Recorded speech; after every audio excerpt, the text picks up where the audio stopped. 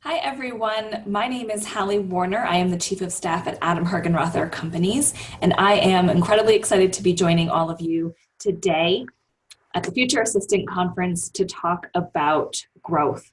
I read an interesting, or I heard an interesting stat recently that a lot of the kind of hard skills that we learn now are actually going to be obsolete in the next 5 years. So, thinking software or technology. However, the skills that are universal and that are timeless include those soft skills: EQ, emotional intelligence, communication, collaboration, connection, how to connect with others, and leadership. And that's a lot about what we're going to talk about today in the who, what, when, where, how of growth plans, because those are those skills that are going to take you and your career to the next level and into the future, regardless of the changes that are happening with technology or in the industry. Those skills, again, are timeless and will actually help propel you in your career, regardless of some of those changes that maybe you can't control as much. This is what you can control. You can control your growth. You can control your leadership, and you can control your career. So that's what we're going to talk about today. My name is Hallie Warner. I've been the Chief of Staff at Adam Hergenrother Companies for about 5 years. For the past year or so, I've also been doing some coaching and business consulting, which has kind of been an exciting change of pace for me. I've worked with Adam for over 8.5 years. So prior to being his Chief of Staff, I was his executive assistant. And before that, I was in a couple of different assistant positions at a large public high school and at a nonprofit. I am a law enforcement officer, wife, a dog mom, and I am a big reader. I'm currently reading The Gatekeepers, which is a fantastic book about the chiefs of staff for former White House presidents. I'm reading Becoming by Michelle Obama and Behind Closed Doors. I always like to throw a little fiction in there as well. If you ever need a book recommendation, let me know. I love reading. So let's dive in. Again, I mentioned previously that some of these skills, these communication, leadership, and collaboration connection skills are the ones that are going to take you and your career into the future. Your career is your business, and it's time for you to manage it as a CEO. I believe that regardless of how amazing your training programs are at your organization, the leadership that you have, no matter how great your human resources departments are, ultimately your career trajectory is your responsibility, and taking on those additional responsibilities, taking on new tasks and stepping up into additional responsibilities is up to you. So we are going to talk a little bit about how to do that today. I'm sure many of you have worked on business growth plans or have heard of business growth plans in your organization, and maybe you've worked with your executive on those. Business growth plans are the strategic planning activity that enables business leaders to plan and track growth while allocated limited resources towards specific business objectives. So what's a personal growth plan? Well, a personal growth plan is a strategic planning activity that enables you to plan and track your growth while allocated limited resources towards specific personal goals. So just like in business, you can actually apply that same concept to your personal growth, into your personal life. And it all starts with self-awareness. Self-awareness really is the secret to success. Self-awareness is the conscious knowledge of one's own character, feelings, motives, and desires. Self-awareness is knowing what you are good at, what you are not good at, and then owning it. Self-awareness is knowing what you want and setting really clear goals around that, understanding your motivation and what drives you to be accountable, and knowing how you like to work. I talk about this a lot sometimes with coaching clients, that it doesn't necessarily matter how you like to work. It's just really understanding what that is and making sure you are aligned with the executive that supports how you like to work every day. And the lack of self-awareness can be caused by a lack of internal clarity. And that's when you need to stop and really do some work on yourself and some deep dives into what makes you tick, so that you really understand what you want and how you like to operate, so that you can be successful. I know many of you have probably taken behavior and personality assessments before. If you haven't, or maybe you haven't done one in a while, these are worth visiting or revisiting so that you really can understand, your motivation, how you like to communicate, what drives you, perhaps your strengths, but also your weaknesses. So where you might, places where you might struggle.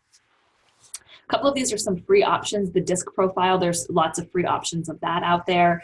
16personalities.com is another great one. That one's free. Then there's the Enneagram test. There's some free options of that, but then there's the Enneagram Institute, which has tons of extensive information about that personality assessment. Again, these are just tools for you to put in your toolbox, for you to understand yourself and to start really mastering your behavior and your personality so that you can best communicate with others and put yourself on the right path to your career growth. Here's another tool that we use, and I will make sure that we get this out to everybody. It's a form that we fill out, and we've used in our organization for years. It's called your future self. Once you kind of understand your behavior and you started working on some of your goals, this is a tool that you write in the present tense, yet it's 3 years in the future. And these are the 6 main categories of your life: professional, physical, social, family, financial, and spiritual. And you think about what you want your life to look like in those 6 categories 3 years from now. 3 years is enough time to actually make some significant gains, right? And then again, you write it in the present tense. So for professional, for example, what do you want your career and business to look like? What is your next step in your career? Is it a promotion? Is it a completely different career path? What do you want your work-life integration to look like? Do you want to be self-employed? Do you have a side hustle you want to work on? Those are things that you would write about in that professional category. Again, 3 years from now, what you want it to look like, but you write it in the present tense as if it has already happened. And then the secret to this entire document, this tool, is reading it every day. So we're going to talk about kind of some personal growth plans and some daily success habits. One of those daily success habits might be reading this every single day, because here's the kind of secret to this all is, as you start reading this every day, you start to subconsciously ingrain in your mind this future self that you've created. And then every opportunity that comes your way, or you start thinking differently, or you start asking different questions, and when these opportunities come, you're able to filter that through what you want for yourself in the future. And I will tell you that I've done this for many years, and usually prior to the 3-year mark, I've had to adjust my goals, and because I've hit them sooner than that 3 years. It's a powerful, powerful tool. And why I'm sharing this with you is because I want you to prime yourself with understanding your behavior, becoming self-aware, knowing where you want to go, and then we'll create a plan around how to get there. The first thing you have to do, of course, is lead yourself first. And that does start with that personal and professional development plan. Again, a future self can be part of that. Other things that are included with leading yourself first are figuring out what books you want to read this year. What trainings do you want to go to? Obviously, you're attending this one, so what else is on your radar? What new responsibilities do you want to take on? How do you plan to get outside of your comfort zone? That's a big one. That's how you build confidence. Do you need a coach? Do you need a health and a fitness coach? Or do you need a business coach? Are you planning on teaching others? The best way to learn and to really ingrain the things that you are learning is to go and teach it to others. So I would actually challenge you. You guys have just spent couple of days at this wonderful conference. Take 1 or 2 things from this conference and go share it with your executive. Go share it with some other administrative professionals in your organization. Write a blog about it. It's going to become that much more powerful in your own life if you are sharing it with others. Do you need to say no more? That's a big one. You've got to be selfish with your time. And that does mean saying no, but it's saying no to things that don't align with your goals so that you can say yes to the opportunities that will propel you into, your future self. Are you living your truth and in alignment with your goals? That goes back to being very self-aware and understanding how you operate and being okay with that. being okay with what you like and what you don't like, and just owning that. What are your daily success habits?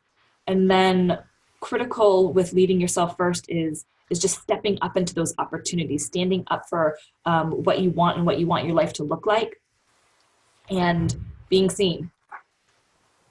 Sometimes easier said than done, but that's sometimes being outside of your comfort zone, and that's where the confidence happens, and that's how you grow. Here's just some suggested daily success habits to start weaving into your personal and professional development plan. Having extreme time management, that's something we talk about a lot. It's that whole concept of discipline equals freedom. The more disciplined you are with your time, it sounds counterintuitive, but the more disciplined you are with your time, and the more you really double down on putting everything in your calendar and scheduling your personal time, and scheduling date nights and scheduling time with your kids and scheduling all your work activities, you actually end up having more freedom, because you've built a cadence of activity, and you've built a routine, so you know exactly what you need to do, when you need to do it. And then it's actually a very freeing feeling when you don't have all that weighing on you all the time. Other daily success habits, like I mentioned, reading your daily future self every day, creating an exercise routine, meditating, prayer, starting a gratitude journal, or just a journal in general, fueling your body with healthy foods, getting enough sleep, getting creative. So is that writing, journaling, blogging, taking a photography or an art class, reading, and then of course getting uncomfortable, doing that every day. Again, it's how you grow. It's how you learn and how you propel yourself into the future. So this is just a quick list, right? I mean, there's so many other things that you can implement into your daily life to help you grow. These are kind of, I don't want to say they're the basics, but they really are. I mean, these are kind of the fundamentals that will help you grow. Now, I will say that sometimes this big long list seems overwhelming, but it doesn't have to be a lot of time. Meditation can be 5 minutes. Maybe you only journal for 5 minutes. Obviously, make sure you get enough sleep, right? 7 to 9 hours. Maybe the creative part, maybe you just spend 30 minutes on some sort of creative activity a day. It doesn't have to be a lot of time, but these, again, are the foundational elements to help you build a great life and a great foundation that you can expand upon. So let's get down into the actual growth plan. So putting some of these things that we just talked about into action. The first step, of course, is to set the goals. The Future Self is a great tool, but even just doing kind of a brain dump, writing down everything that you want to accomplish. It could be in your lifetime. It could be in the next 5 years. It could be in the next year. Think big, dream big. What is it that you want your life to look like? What do you want to accomplish in your career? Start there, get it all out on paper, and then you can start kind of organizing it and breaking it down. Maybe you just break it down into the next 3 years, and that goes on your future self. Maybe you just break it down into the next year, into 2019, and then that's actually where we can start taking really immediate action, is what you want to accomplish in the next year. But don't forget about those other goals. Make sure you have them somewhere on a vision board, or in your future self, or even just on a list somewhere that you see, so you know where you're going at all times, but put it into something that's a little bit more tangible. And sometimes just using the next year is great. I will also say don't get overwhelmed, and picking one big goal or one big thing to accomplish every quarter for the year is huge. There are so few people who actually accomplish what they want to accomplish, because they might have this massive goal, but they haven't broken it down into, what can I do in the next 3 months? Just one thing. Doesn't have to be 10 things. Sometimes that's overwhelming, and then you don't even get started. One thing that I'm going to do this quarter, how am I going to make that happen? And by building on that incrementally, each quarter, each year, that's how you grow. So get those goals, break them down, and then again, what do you want to do this year, this month, and or this week? Step 2 is, once you know what it is that you want, again, it could be a material item, it could be a promotion, it could be a career, it could be a relationship. What is it that you want? And then who do you need to become in order to achieve those goals? That comes down to more to some like skill sets or things that you need to learn.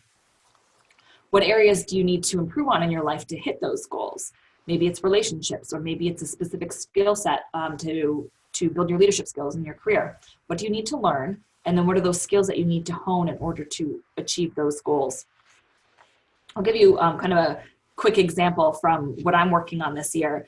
Some of my big goals for the year are getting my real estate license, writing 2 books with my executive, and I'm trying to think of all of these, and then paying off all of my non-mortgage debt this year, right? So I've got maybe like 6 or 7 really big goals, and then I'm really focusing on 1 each quarter to accomplish. So, but who do I need to become? What do I need to learn? Well, I need to maybe go take a finance management class in order to pay off all of my debt.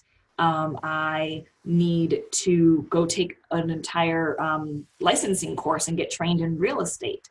So those are the more tangible things that I need to then go figure out in order to accomplish my goals.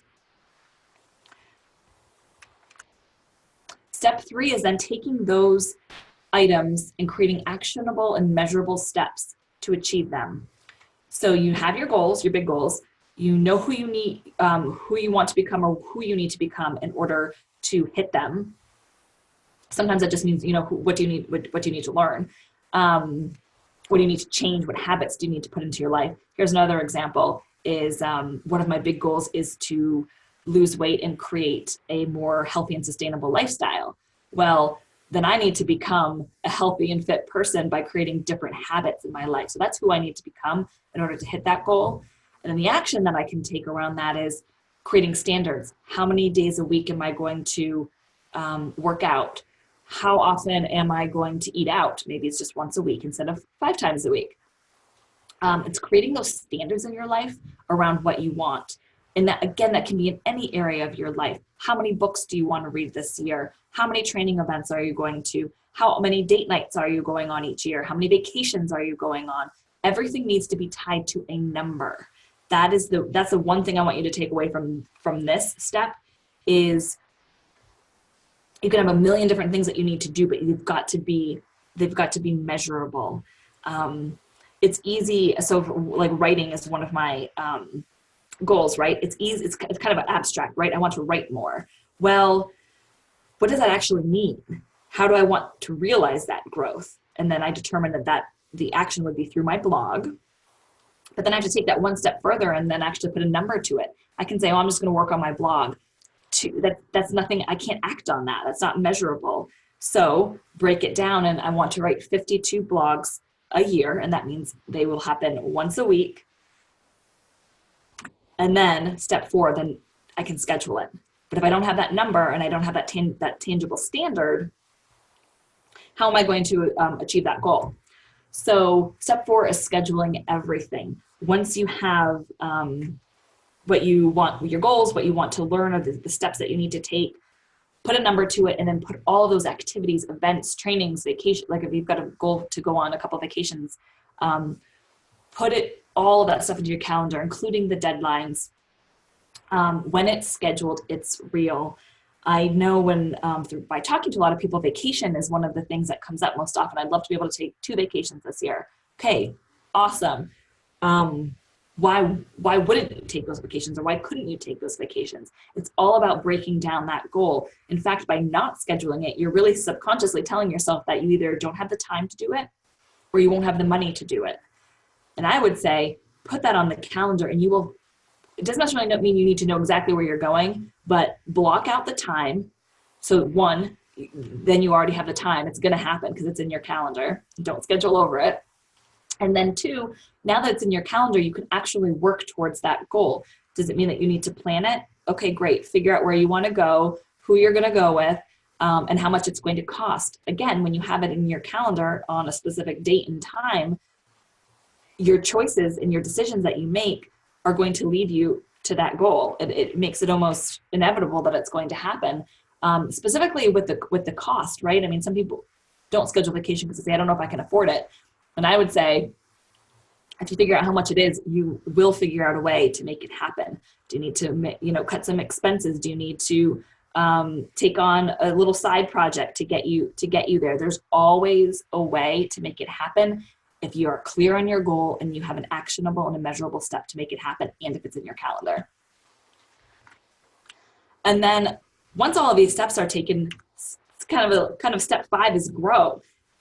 These are, by taking all these actions and putting all these plans in place, you won't be able to help but grow. It's inevitable that it would happen. So let's do a really quick recap on creating your growth plan. There's so many different nuances to this, and my contact information is at the end. I would love to help people create their own around this. This is just kind of a quick overview, but it's powerful. Number 1 is the what. Outline your big goals. Number 2 is who. Often that who is going to be you. Who do you need to become? What areas in your life do you need to improve? What habits do you need to change in order to get you to your goals? Step 3 is the how. Creating actionable and measurable steps for your growth. How are you going to get there? Step 4 is the when and the where. That's the scheduling and yes, sometimes it's the where of the vacations or where the event is, but it's putting everything into your calendar and living by that and setting those deadlines. Step 5 is grow, and then a little extra, step 6 is repeat. Because as you continue to grow, your goals are going to change. This is stuff you should revisit. The future self, for example, you revisit every 3 years. Really, probably it's more like every 2 years. But this growth plan is something you should revisit every year. I created mine at the end of last year, and it is it is mapped out for this entire year. And I will, again, at the end of this year, reset my growth plan for next year, because man, if you really put this into action, you're going to be growing and so much that it's going to be time to reset those goals. What else do you want to do? Who do you want to become?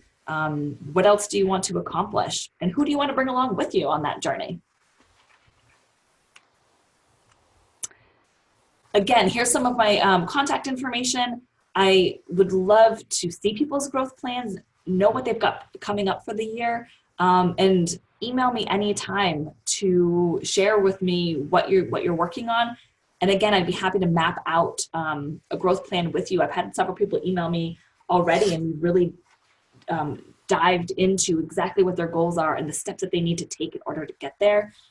There's so many nuances to it depending on what you want to accomplish.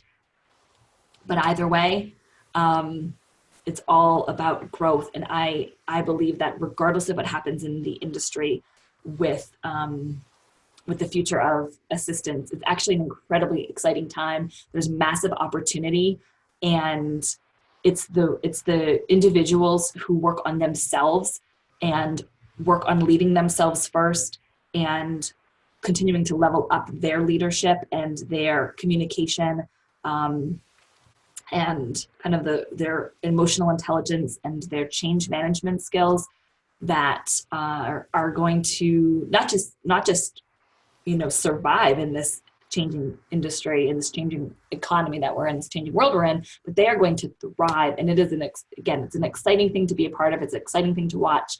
And I really thank all of you for joining me, and have an amazing rest of the day.